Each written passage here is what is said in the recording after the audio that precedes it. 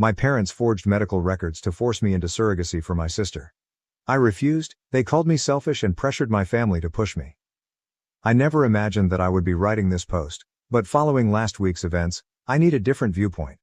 My parents abruptly contacted me after 13 years of little communication, stating that they needed to talk about something significant. Greg, 43M, my husband, was concerned that something odd might be happening, but neither of us could have foreseen what would happen. Emily, 44F, my older sister, has always been the family's golden child. As a child, it was obvious that she was everything my parents could have ever hoped for. Intelligent, athletic, attractive, and seemingly flawless. She was frequently praised by them, who referred to her as their perfect princess or golden apple. 2 years after Emily's death, I was an unexpected surprise. In my parents' perspective, being unexpected wasn't my only sin.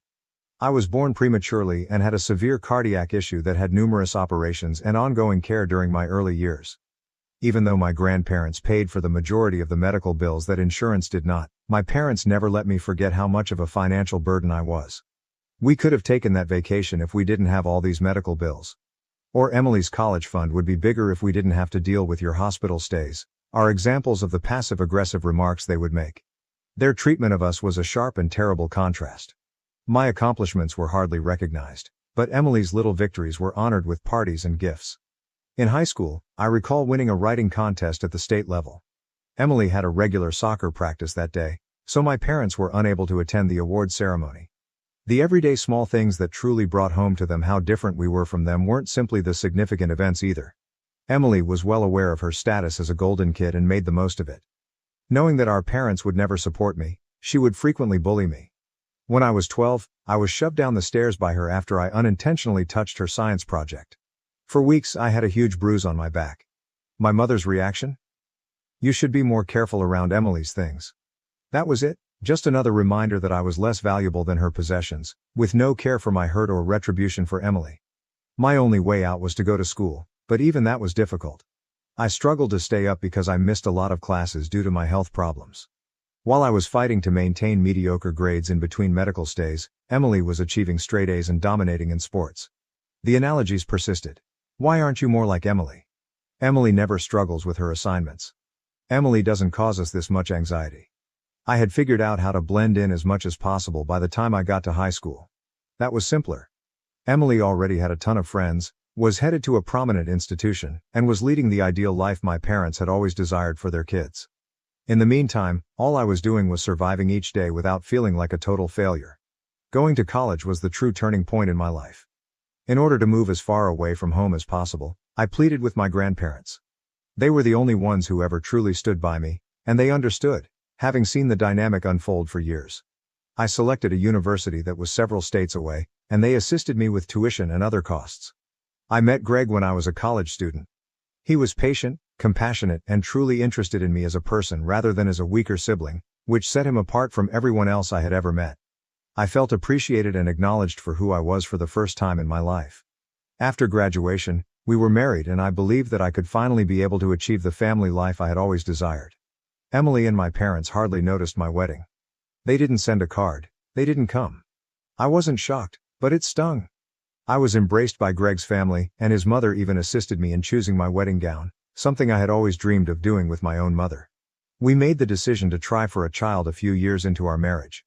Because of my cardiac condition, my doctors told me that getting pregnant would be quite dangerous, but we still wanted to try. The pregnancy was really challenging. Despite my many hospital stays and near-death experience during delivery, I barely survived and our son was born healthy. The physicians were very clear, I may die from another pregnancy. It was just too much for my heart to bear again. With our small family, Greg and I were happy. Away from my poisonous family, we had each other, our lovely boy, and a tranquil existence. My only communication with Emily and my parents was through sporadic phone calls and holiday cards. The separation was restorative. Then came last week. My parents contacted me, stating that they had an important conversation to have. I agreed to see them at their home against my better judgment. Greg accompanied me to provide assistance. They handed me an envelope and seated us down in their living room, the same space where they had repeatedly mocked and disregarded me during my early years. There was a letter inside, but it was a surrogacy agreement, not just any letter. Emily has been having infertility issues, so they wanted me to be her surrogate. They had already conferred with physicians and attorneys, prepared all the necessary documentation, and were presenting it to me as though it were final. As though I had no say in the matter. I was taken aback. They were aware of my cardiac condition. They were aware that I had almost passed away when giving birth to my own baby. They were aware that I could die from another pregnancy. However, they didn't care about all of it, they just cared about providing Emily with what she desired. My mother started crying as I attempted to explain that I was physically unable of doing it and that physicians had specifically advised against getting pregnant again. She cried, "How can you be so selfish?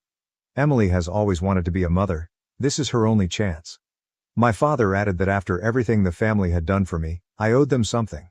What had they done for me? What specifically had they done to make me feel unworthy for the rest of my life? My grandparents paid the medical costs they loved to hang over my head. Greg and his family provided me with the emotional support I required. My parents' sole constant behavior was to tell me that I would never be good enough to be Emily. With my mother's charge of selfishness still echoing in my ears, I sobbed as I left their home. Greg was incensed not only at their request but also at the way they totally disregarded the possibility that I might die. He advises me to stop communicating with them as they have shown beyond a reasonable doubt that they are indifferent to my welfare. I know in my heart that he is correct. This suggestion is cruel in addition to being unkind. As usual, they want me to sacrifice my life and maybe leave my son motherless in order to give Emily what she wants. However, I also feel guilty about it. Perhaps I'm being self-centered. Perhaps I do owe them. Perhaps this is my opportunity to finally show them how valuable I am. Even though I am aware that these thoughts are harmful, they continue to race through my mind. Since that day, I have not returned any of their calls or messages. Emily has begun contacting me as well, with false statements like, "Family helps family," and, "I would do this for you if the situation were reversed." Should it be a little bit out of her way, she wouldn't even offer to drive me to school. My son is on my mind all the time. If something were to happen to me while I was pregnant, he would be the one who would suffer the most. He needs his mother and is innocent in all of this family drama. How can they expect me to risk leaving my child an orphan in order to satisfy Emily's demands? Am I being self-centered? I've been told throughout my life that I'm bad for prioritizing my own needs. However, this is now about my son, my husband, and my life, not just about me. But I'm being tormented by guilt. I need a different viewpoint. Is it incorrect of me to decline to serve as my sister's surrogate? Should I put myself in danger to fulfill her desires? How can I handle the manipulation and guilt? Update 1. A week has passed since my last post, and things have gotten far worse than I anticipated. My family's calls and messages haven't stopped vibrating on my phone. Emily has been sending texts that manipulate emotions non-stop. This is my final opportunity to have my own child, and I've always wanted to be a mother. Remember how I always looked out for you when we were kids? She even dared to ask. That one almost made me laugh. She must remember our early years quite differently than I do. She sent a particularly nasty email yesterday, saying, "Mom was right about you. You always thought about yourself." I suppose that almost dying while pregnant is merely a pretext for not assisting me. It was a powerful blow. Instead of treating my near-death experience as a valid medical issue, they are exploiting it as proof of my selfishness. Even worse are my parents. I'm ruining Emily's sole chance at happiness, Mom has been telling any relative who will listen over the phone. She is portraying me as this cold-blooded monster who refuses to assist her dying sister. However, Emily is not dying. She is simply unable to conceive naturally. They're behaving as though Emily's wish to have a biological kid is more significant than my actual risk of dying. This morning, Dad sent me a message that truly went too far. "You've always been a letdown, but this is a new low. This is your way of repaying us for giving you life. By denying your sister the experience of being a mother." I wanted to reply that they didn't really give me life. My grandparents were the ones who covered the cost of the medical treatment that kept me alive, and they almost lost it due to carelessness several times when I was a toddler. Greg is enraged. I dissuaded him from driving to their house and confronting them. Even though I would have loved to watch him reprimand them, I informed him, they're not worth it. Rather, we engaged in a lengthy discussion about our future. Greg reminded me, this isn't just about you anymore. It has to do with our son. He might lose his mother as a result of what they're requesting. Nobody has the authority to force you to take that risk. Of course, he is correct. I feel no remorse for turning Emily down when I see our son. He needs his mom to be well and living. We have made the decision to act decisively. Let's start by blocking all of their numbers, including Emily's, Mom's, Dad's, and even the flying monkeys they called after me. My grandparents are the lone exception, and they have always been accepting and encouraging.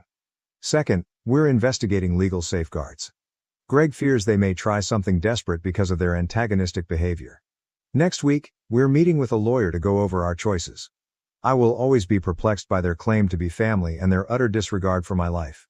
However, I'm over my guilt. I will no longer allow them to control me. A mother who would put her life in danger to appease individuals who have never truly shown her love is not worthy of my son. Thank you to everyone who left a remark on my previous post. You made it clear to me that I'm being a responsible mother and defending my family, not being selfish. Standing up to those who ought to have protected you in the first place is sometimes necessary. I'll provide another update if something noteworthy occurs, but hopefully this will be the last one. With my true family, my spouse and son, who genuinely appreciate my existence, I'm prepared to go on. Update 2. I've blocked everyone for 2 weeks now. I assumed that was the last of it, but my mother managed to get in touch with me using a temporary number. Just the two of us, not Greg, need to talk. I consented to meet at a nearby cafe even though every instinct told me not to attend. For obvious reasons, I picked a public spot, and Greg was waiting in his car nearby in case something happened. She began talking about Emily's melancholy and how she's dying of the anguish of not being able to have children as soon as I sat down, in what was obviously a prepared speech. No, how are you? No recognition of their prior actions, just a direct focus on Emily's misery. My mother pushed a business card across the table and said, "The doctors say this is her last chance. According to one fertility expert, you two are a fantastic fit. They are able to keep a careful eye on your cardiac health." She dismissed it as if it were a minor annoyance when I brought up the fact that my own doctors, who have been aware of my medical history for years, have expressly prohibited me from getting pregnant again. Doctors are constantly too cautious. According to Emily's specialist, the risks are controllable. When Mom began discussing family legacy and how Emily should be given more genetic inheritance than I did, the discussion took an even more sinister turn. She did say that, after all, I've heard the same arguments about my being a flawed child my entire life. She replied, "I should have known you'd be difficult about this," as I got up to go. Emily has always made you envious. This is your opportunity to at last take action for the family. I felt oddly at ease as I walked out of the cafe. I finally saw my mother clearly for the first time, not as a parent who didn't love me enough, but rather as someone who never considered me a person, only a tool to be used for Emily's gain. Greg inquired about how things went on the way home. I informed him of my mother's remarks about family legacy and her rejection of my health concerns. After a period of silence, he said, "You know what? They're not worthy of you? They have never done so." He is correct. They are unworthy of me, my forgiveness, or another opportunity to harm me. I've given my mother one last message. I won't put myself in danger or leave my child an orphan because of Emily's wishes. We will not be talking about it again. Don't get in touch with me again. Tomorrow, I'm going to change my number. Sometimes quitting the game completely is the only way to win. Update 3.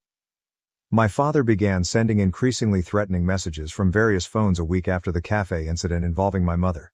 I was particularly drawn to the most recent one. "Your mother is devastated. Emily is in pieces. You have given us no other option, even if we didn't want to do this. There are repercussions for actions." My grandmother's voice was tremulous when she called. "I heard your parents conversing with an attorney. They're looking for legal means to compel you to do this. They may use laws pertaining to family obligations and medical rights. Although they made reference to court orders and medical evaluations, I'm not entirely sure what they have planned. Evidently, they have persuaded themselves that they may be able to contest my own doctor's opinion because Emily's fertility specialist claims the risks are tolerable. They're even considering attempting to demonstrate that my reluctance isn't due to valid medical concerns, but rather to illogical family resentment.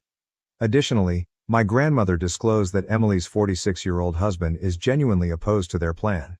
He believes that risking someone's life for this is crazy, but Emily and my parents have essentially cut him off from the conversation.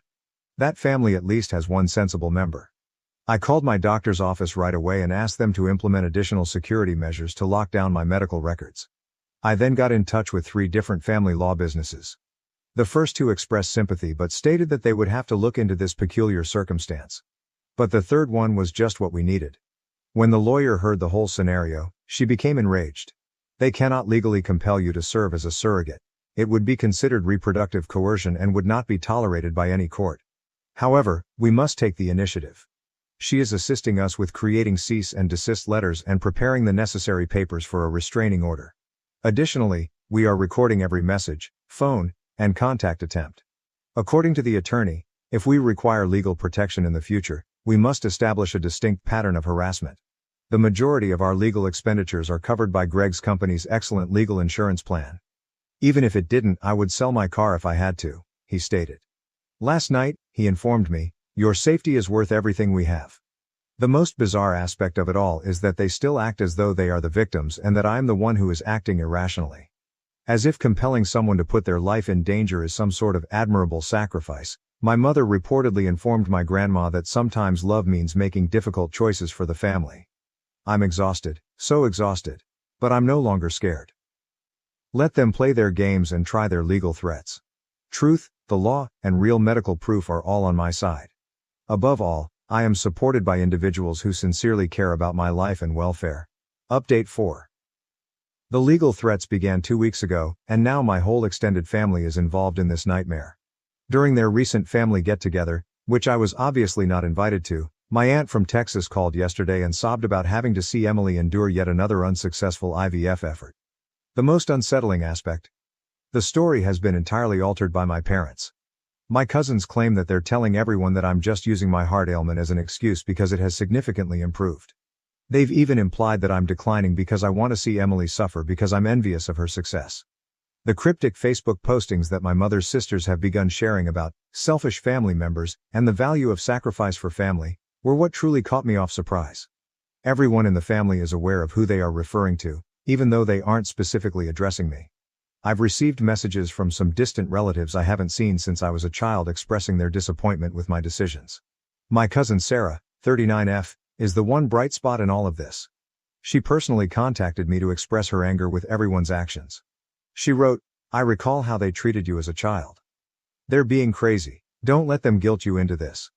At the next family get-together, she even volunteered to talk about her personal encounters with my parents' partiality. These flying monkeys are unaware that last night Emily's husband spoke with Greg in secret. He fears that because of all this harassment, Emily and my parents will end up in legal hot water. He attempted to reason with them, but they aren't listening to anyone because they are so focused on achieving their goals. I've already made up my mind. I wrote a mass email to my entire extended family last night that had only the medical facts about my heart problem, along with a statement from my cardiologist on the risks of getting pregnant again, without any drama or accusations. I concluded it by saying that my lawyer would handle any further harassment and that I would no longer discuss surrogacy. Then, with the exception of my grandparents and cousin Sarah, I blocked every member of my family. Greg assisted me in creating new social media profiles for close friends only, using a different identity. It's strangely freeing, but it seems like entering witness protection. Yesterday, my youngster questioned me about why we no longer see Grandma and Grandpa. I told him that sometimes we have to avoid individuals who don't respect our limits, even if they are family, even if it breaks my heart. After giving it some consideration, he remarked, "Like when Tommy at school doesn't stop when I say no." Children are more capable of understanding than we realize. I've learned from this whole experience that my true family isn't always the folks with whom I share DNA. It's the people who love me without conditions, who respect my right to life and who cherish my presence above and beyond what I can do to others. Update 5. I sent out a bulk email to the extended family a month ago. The result was different from what I had dreaded, yet it was precisely what you would expect. Genuine peace is something I've never experienced before thanks to my new phone number and secret social media profiles. Through my grandma, I heard what is likely to be my mother's final message to me. You've let this family down for the last time. You put your self-interest ahead of Emily's happiness. You shouldn't anticipate being welcomed back. Oddly, I felt a tremendous sense of comfort instead of pain as I read those words. What I've understood all along, that my sole worth was what I could do for Emily, was now expressed aloud. This morning, my lawyer called to let me know that Emily was contacted by her fertility clinic. They wanted to make it clear that they had never authorized surrogacy agreements involving a person with my medical background. It seems that neither Emily nor my parents had ever brought up my cardiac ailment. This only serves to highlight their lack of concern for my well. The most unexpected result? No more worrying about family get-togethers, dread when my phone calls, or persistent feelings of inadequacy. I'm sleeping better than I have in years. Greg also noticed, saying, "I'm laughing more freely and smiling more." In this brand new, drama-free setting, our youngster is flourishing. We began Sunday board game nights as a new family tradition last weekend. I had a profound realization as I sat there and watched him laugh with Greg. This is how family should feel: secure, affectionate, and welcoming. Sometimes my grandmother comes to visit, but she always makes sure my folks are unaware. Last time, she brought old pictures of me as a baby that I had never seen before. As I looked at them, I saw a contented little girl who had no idea that she would spend decades attempting to win affection that ought to have been given without conditions. I'm finally providing the protection that little child needed from those who never valued her. She deserved better. I want to express my gratitude to everyone on Reddit who helped me along the way. Your remarks made it clearer to me that defending myself was a matter of survival rather than selfishness. You showed me that a true family doesn't require you to sacrifice yourself for them. If you're wondering whether it's wrong to shield oneself from a toxic family, the answer is no. Your limits are legitimate, your health is important, and your life has worth. Walking away from folks who don't love you enough can sometimes be the bravest thing you can do. Since there is really nothing else to say, I will no longer be updating the story. I've closed the chapter on my dysfunctional family. With the family I've chosen, the ones who genuinely want me to live to read them, it's time to concentrate on writing fresh, healthier chapters. But hold on, shortly after I posted this update, two surprising events occurred. First, my lawyer received a legal letter from Emily's fertility clinic. As it turns out, my parents tried to conceal my heart ailment by falsifying my medical records. A report regarding this unlawful effort at medical fraud is already being filed by the clinic. The second was that Emily's husband had had enough. In the family group chat, he revealed how my parents and Emily had conspired to conceal my illness from the doctors. He disclosed that Emily was aware of my near-death experience while I was pregnant, but she had purposefully kept it a secret from everyone. The response from the extended family was prompt. Suddenly, the aunts and cousins who had been disparaging me stopped talking. My Texas aunt apologized over the phone, claiming she was unaware of the effort at medical fraud. Since then, a number of family members have stopped communicating with my parents and Emily, describing their behavior as completely illegal. Last week, Emily's husband filed for divorce because he couldn't stand being married to someone who would commit fraud and endanger her sister's life. My parents' flawless story about their precious child was ultimately shattered by this. Emily and my parents have been banned from all of the medical facilities that are associated with the reproductive clinic. According to my attorney, they might be subject to severe legal repercussions for their effort at medical fraud. Seeing their flawless facade fall apart after their own deeds were exposed feels like poetic justice. Even though I never sought retribution, all I wanted was to be left alone. You are truly set free by the truth. For those who wanted an update on the repercussions, let me say that sometimes people who spend their entire life controlling other people end up controlling themselves. Emily and my parents did this to themselves. I'm simply living my best life with folks who genuinely appreciate it while keeping a safe distance. Reddit, thank you. Your assistance has been amazing along our journey. When I initially wrote about the demand for surrogacy, I was overcome with self-doubt and remorse. Your remarks gave me strength and demonstrated to me that true family is about more than just blood. It's about love and respect. This community demonstrated that strangers can occasionally offer greater support than one's parents. I will always be appreciative of the way you gave me freedom and a voice. Thank you for watching. If you haven't subscribed yet, please do so and hit the notification bell to stay updated with more shocking real-life stories happening around you.